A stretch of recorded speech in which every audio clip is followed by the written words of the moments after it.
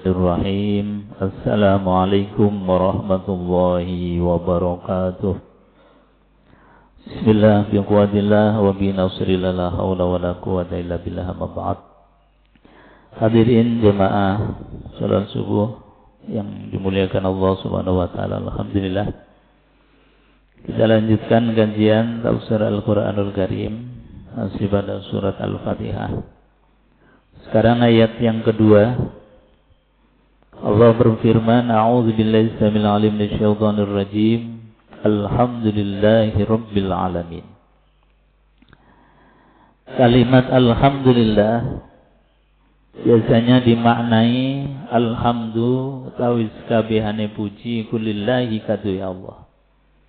Atau biasa diartikan segala puji bagi Allah Subhanahu wa taala. Dalam tafsir disebutkan bahwa dalam faktanya pujian itu ada 4 macam. Yang pertama, hamdu qadim li qadimin. Kadang Allah memuji dirinya sendiri. Sebagaimana ayat yang pertama, Bismillahirrahmanirrahim. Itu Allah memuji dirinya yang punya sifat Ar-Rahman Ar-Rahim. Itu namanya hamdu qadim li qadimin. Pujian yang qadim, yaitu Allah memuji dirinya sendiri. Kemudian pujian yang kedua, hamdu qadim li hadisin. Kadang Allah memuji makhluknya, memuji nabinya, memuji rasulnya, memuji manusia. Ini namanya pujian Allah terhadap makhluk.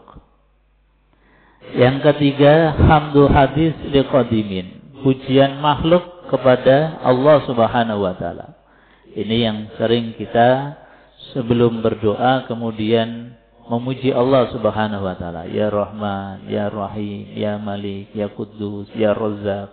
Itu memuji Allah Subhanahu wa taala. Jadi hamba manusia memuji Allah. Yang keempat, hamdu hadis li hadisin. Pujian makhluk terhadap makhluk.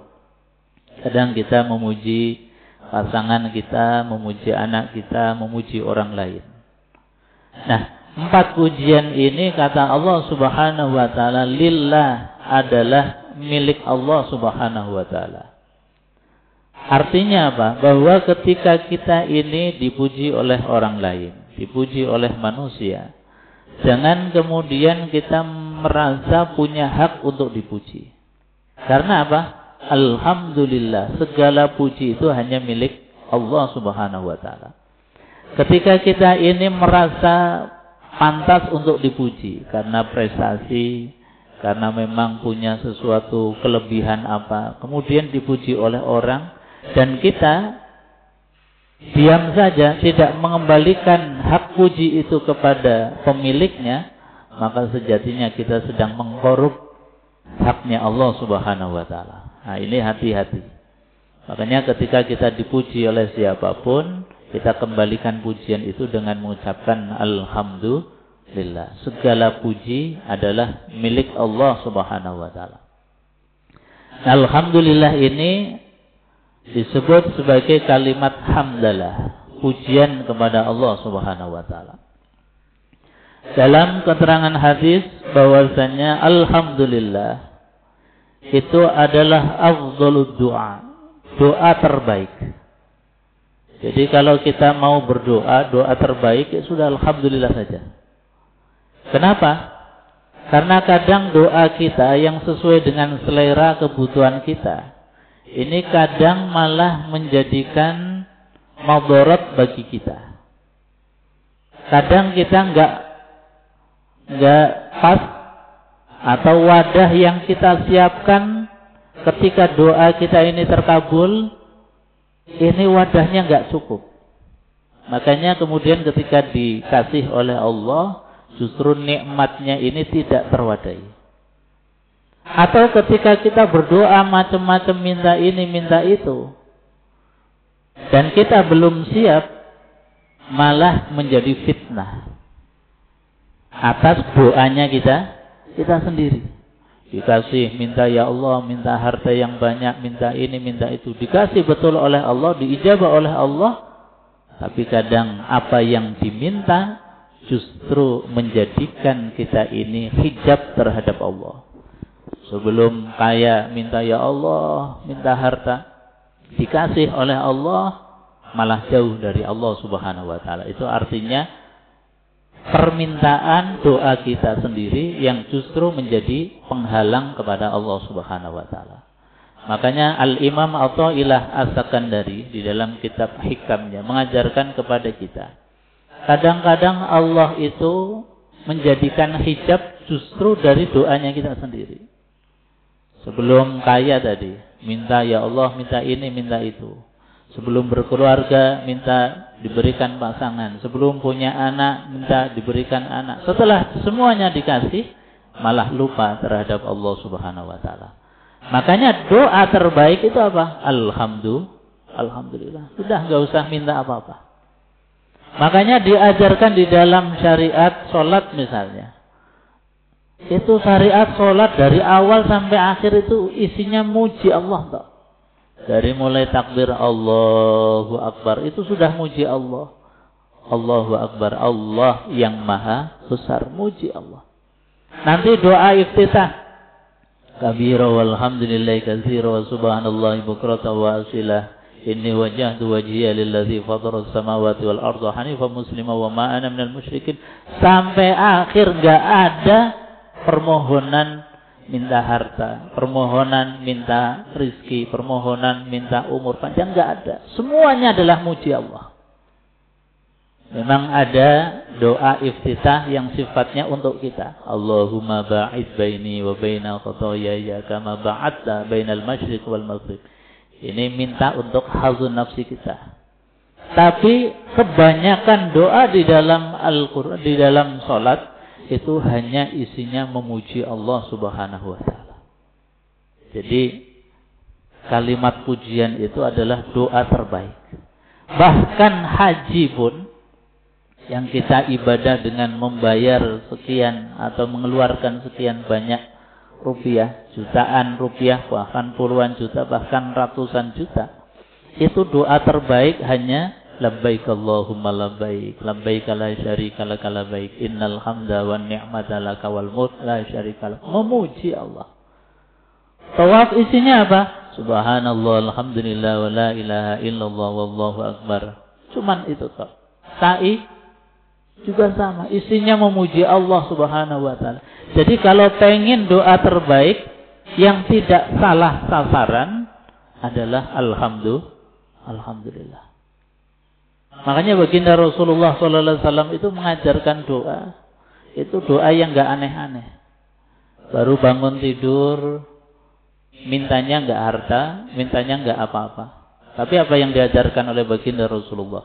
Baru bangun tidur doanya alhamdulillahilladzi ahyana ba'dama amatana wa ilaihin nusyur. Ya Allah, matur suwun, terima kasih Engkau telah hidupkan dari kematianku. Doanya alhamdulillah. Jadi doa terbaik sudah alhamdulillah. Syukur kepada Allah. Karena apa? Rumus pasti di dalam Al-Qur'an, la in syakartum la azidannakum. Kalau kalian syukur, matur suwun, alhamdulillah, pasti enggak minta ditambah oleh Allah. Nah ini yang kadang kita salah. Minta ini, minta itu, minta ini. Lupa alhamdulillah. Makanya enggak usah neko-neko, enggak usah macam-macam. Yang kadang kita ini, pengen itu, justru malah salah doa kita. Maka cukup dengan doa alhamdulillah. Makanya baginda Rasulullah mengatakan bahwa afdhalud du'a alhamdulillahi rabbil alamin. Doa terbaik itu alhamdulillah. Dan kalimat alhamdulillah ini kalimat yang spektakuler sebagai obat kita. Jadi kadang kita mengucapkan lafal ini, alhamdulillah ini kan tiap kali kita sholat mengucapkan. Tapi kita kadang enggak sadar kalau ini sejatinya adalah obat. Obat daripada sifat keserakahan kita. Obat yang merasa kita ini kurang terus. Obat yang merasa bisa. Maka diobati terus menerus, diterapi. Hati kita ini supaya punya hati yang salim. Punya hati yang sehat. Jangan hati yang merasa kurang terus. itu berarti kurang alhamdulillah. Maka diobati dengan ini, insya Allah punya sifat namanya qanaah, merasa